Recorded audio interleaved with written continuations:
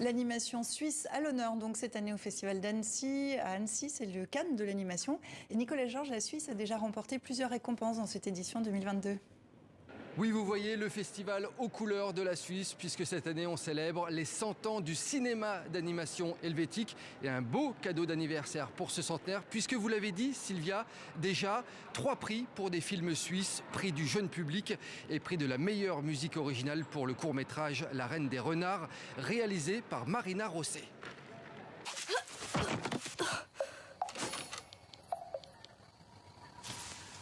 Tu es ici pour écrire une lettre d'amour à notre reine, annoncèrent les renards.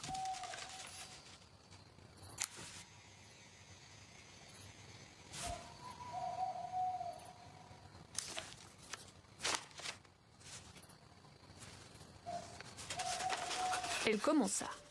Chère reine.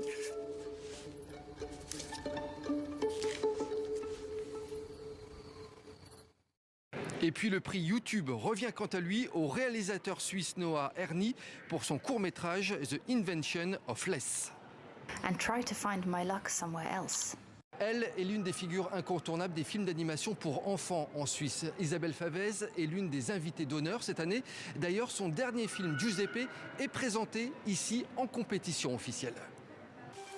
Le fantôme de l'hiver. N'importe quoi, il n'existe même pas le fantôme de l'hiver. Fantôme de l'hiver, ouh, fantôme de l'hiver, tu es où? Fantôme de l'hiver, fantôme de l'hiver. Ben pour moi, un film pour enfants, ça doit être aussi amusant, il doit avoir aussi beaucoup d'humour. Et bien sûr, s'il a un message, c'est bien, mais moi je veux voir que les enfants, vraiment, quand ils voient le film, ils s'amusent, ils se réjouissent de découvrir l'univers de Giuseppe.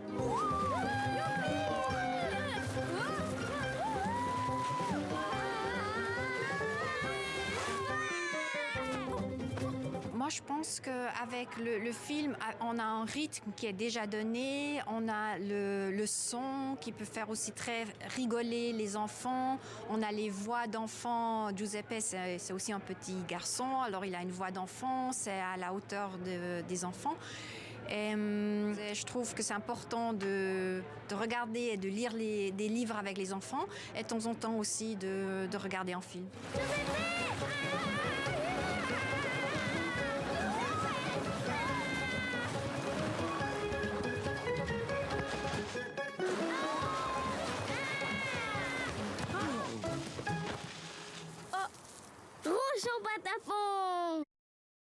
Alors côté programmation, il n'y a pas que des films pour jeunes publics, il y a également des projets à la frontière entre le documentaire et l'enquête journalistique.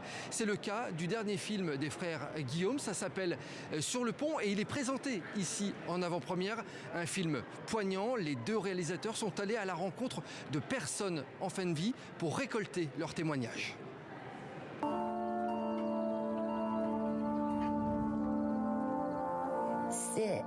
C'est des instants. La vie, c'est pas plus que ça. C'est ce petit coin de sourire ou de tristesse ou de ce que vous voulez, mais c'est pas plus que ça.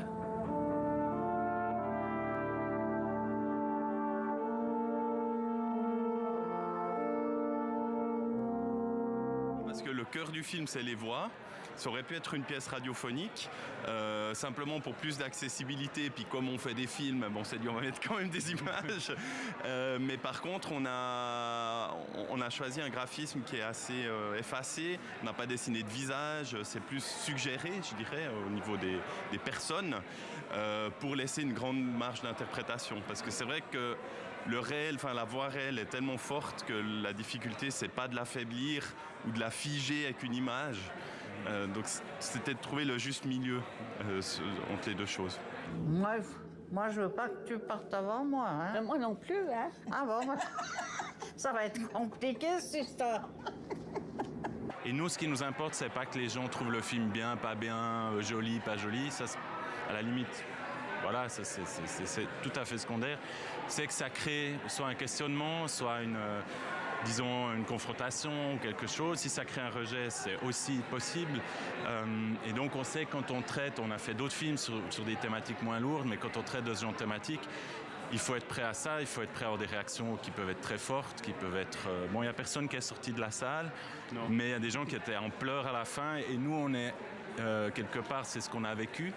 Donc, voilà, on sent en tout cas, on est en paix avec le film et avec les gens qui ont participé, enfin, avec les voix, en fait, la voix des gens qu'on représente à travers le film, puisque tout le monde est décédé aujourd'hui.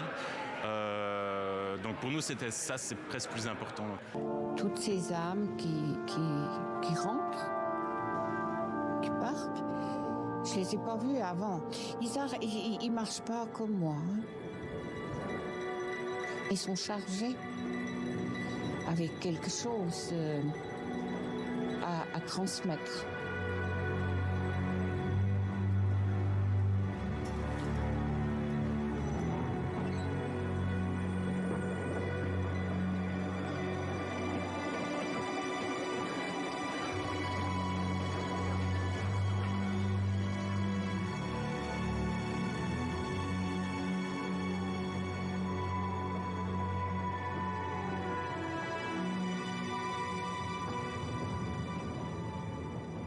Alors c'est ça, hein, la magie du Festival d'Annecy, c'est de pouvoir découvrir une programmation très éclectique.